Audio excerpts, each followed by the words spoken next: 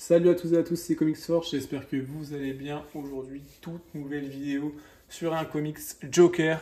Donc c'est Joker The Winning Card, comics de Tom King et de Mitch Gerards au dessin. Donc qu'est-ce que c'est? C'est un titre qui est sorti il n'y a pas longtemps, il a dû sortir au mois de juillet ou de juin. Il me semble que c'est en juin. C'est un titre Joker qui se passe durant Batman Year One. Le twist, c'est simple, on va faire au plus simple, c'est la naissance du Joker. C'est la naissance, la découverte du Joker à Gotham, c'est ses premiers crimes, personne ne sait qui c'est. Batman et Gotham vont découvrir qui est le Joker. Alors pas la personne, hein, mais le personnage du Joker. Avec une cover déjà, je tiens à le souligner, qui est magnifique. C'est une cover qui est vraiment, pour le coup, dans le titre, c'est une cover qui est représentative. On voit un Joker avec un ballon, un peu à la ça. On va en revenir, c'est très cinématographique, c'est très film d'horreur.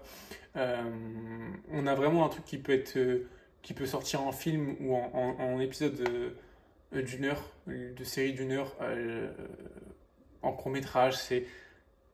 C'est très inspiré, c'est très inspiré. C'est les éditions, à mon avis, j'allais dire Black Label, je ne sais même pas c'est quelle édition. C'est pas très épais, c'est 5 chapitres, il me semble. Donc, on commence directement à l'intérieur. Moi, je vais vous le dire, j'ai vraiment beaucoup apprécié. C'est chapitré comme ça. Alors, vraiment, pour le coup, à la sorte, je trouve qu'il y a vraiment un délire qui n'est pas caché, hein, c'est des vraies références. Il montre littéralement qu'il a pris ces références-là. Le niveau des dessins, c'est du Mitch Gerards. C'est ce qu'il fait comme d'habitude. C'est un très beau découpage, notamment souvent par des cases de 6. Des petites gaufrières, comme j'aime appeler ça. C'est un Batman, c'est un comic qui est très sombre, très dark, très nuit, très Gotham finalement, hein, très gothique, comme on le voit. C'est magnifique. Alors, il y a un défaut que je vais commencer directement. Alors, ça a beau être très beau, ça a beau avoir des très bonnes idées, je sais pas d'où ça sort, mais ils ont un vrai problème avec les insultes. Je trouve ça imbuvable.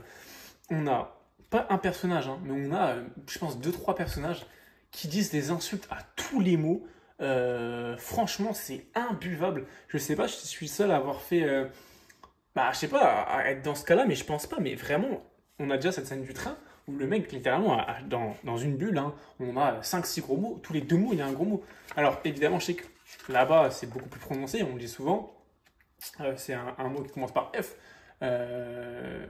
qu'on dit souvent, on n'a pas d'alternative en France, mais même en fait, même là-bas, ils ne disent pas autant. Enfin là, c'est vraiment abusé, c'est imbuvable, en sachant que nous, du coup, on a ces petits signes, en fait, ces petits signes, comme on voit ici, voilà, c'est des arrobas, des points d'exclamation, du coup, pour cacher ça, donc du coup, ça te sort de ta bulle, tu peux pas enchaîner la lecture de la bulle, en fait.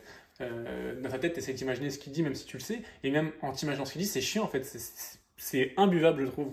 Franchement, ça m'a sorti du comics 2-3 fois. Au début, je me suis dit, c'est que le début, de toute façon, le mec, on va pas le revoir. Ça se voyait qu'on n'allait pas le revoir.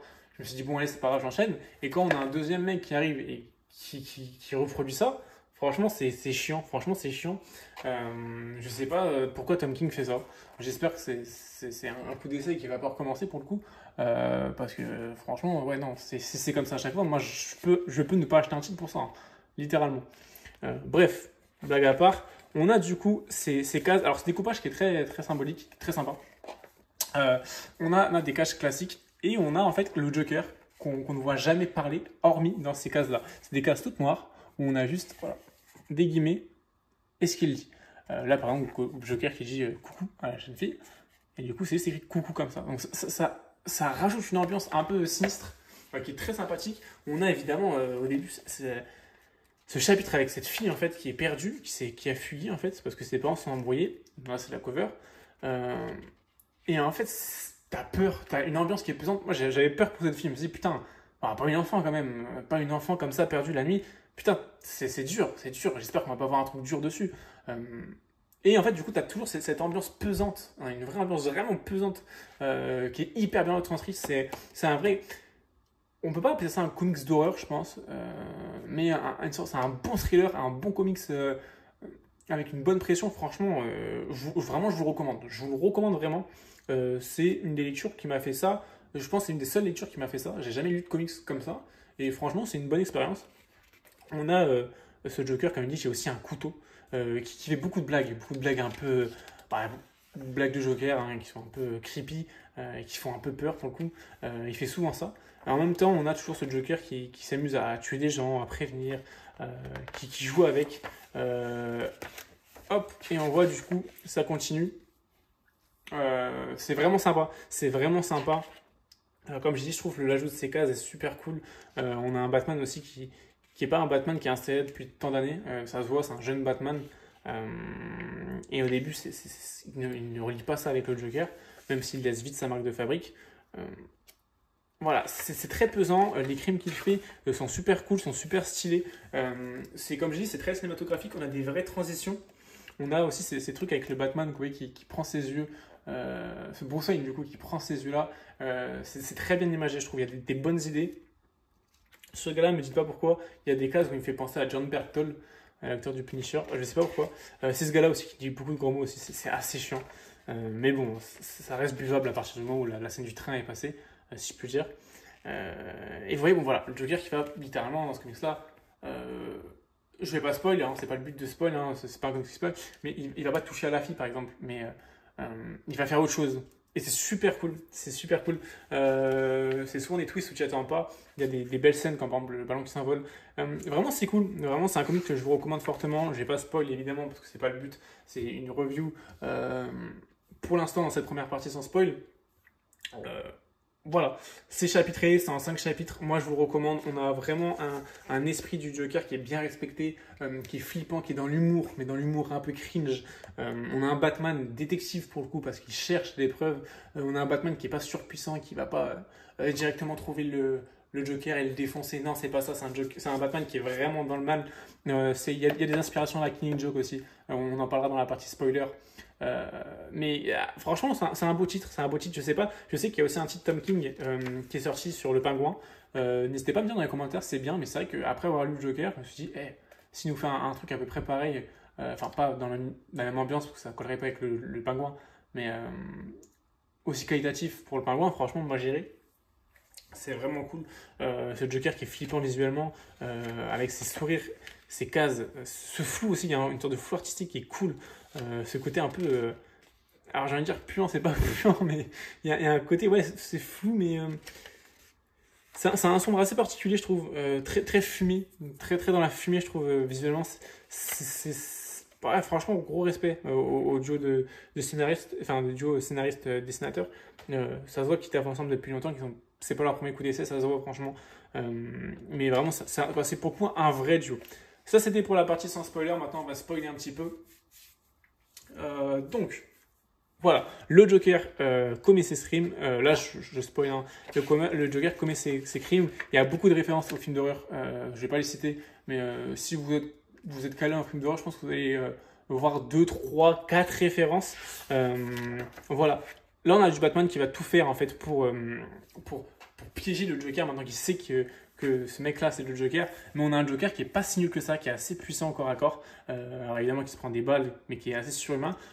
On a ce doute du Joker qui est... Est-ce que c'est un humain Enfin, est-ce que c'est le Joker qu'on connaît qui est humain, hein, littéralement, ou est-ce que c'est une entité démoniaque? On se demande, moi à ce moment-là, je me suis dit, est-ce que c'est vraiment le Joker qu'on connaît? Est-ce que c'est pas un Joker un peu plus abusé physiquement? Parce que certes, il est très sanglant, très dans le Joker, mais voilà, il survit à des trucs qui sont vraiment pas humains. Alors certes, on est dans le comics, c'est logique, mais voilà, il se prend une balle, il continue de vivre, il saute comme par la fenêtre, il continue de courir, et en plus, il arrive à battre Batman après tout ça. Là, tu te dis, est-ce que c'est vraiment le Joker qu'on connaît? Et c'est là qui est cool, c'est qu'on a un Batman qui est vraiment dans la difficulté, un Batman qui... Alors ouais, ça, c'est ce genre de planche, regardez-moi ça. Ouais, cette planche-là, là, à la caméra, waouh, franchement, elle est belle, quoi. Elle est vraiment belle, ce Joker-là qui est tout... Franchement, c'est très... Je suis désolé, je me répète, hein, mais c'est super bien réussi. Pareil, cette dame qui regarde dans le rétro, et elle se demande à qui parle son fils. Et là, on a ce Joker qui apparaît, et ensuite, on a un accident. C'est fou, vraiment... c'est bien inspiré. Foncez sur le comics, foncez vraiment sur le comics. Moi, j'ai vraiment kiffé ce Joker qui répète une comptine en boucle, en la modifiant petit à petit, qui commet ses méfaits, et qui, à la fin... On va passer parce qu'après ça reste un schéma qui est répétitif. On a un vrai combat, un vrai duel entre ce Batman et ce Joker démoniaque, alors magnifiquement démoniaque, je trouve, vraiment flippant. J'adorerais avoir une adaptation de ce style du Joker, pour le coup. Hors continuité, j'adorerais vraiment, vraiment. Bon, on a ce duel où voilà, le Joker joue avec sa proie, il joue avec Batman, il veut pas le tuer. Et on a cette phrase qui est fou, c'est à un moment où il demande pourquoi tu n'as pas tué le Joker. Et en fait, il le dit, le Joker a besoin de Batman et Batman a besoin du Joker. Ces deux entités, qui, l'une de l'autre, ils ont besoin en fait. Et on a à la fin ce comics. Alors, moi j'ai jamais lu Killing Joke, mais voilà, j'ai été spoilé comme tout le monde, je pense. Avec une scène de fin où on se demande en fait, on n'a pas une fin claire, on ne sait pas si Batman a tué le Joker. Bah là, c'est à peu près repris de la même chose. On a en fait ce truc de Batman qui va faire une blague. Alors, Batman qui fait une blague, déjà, c'est. Personne ne fait ça, vraiment personne ne fait ça.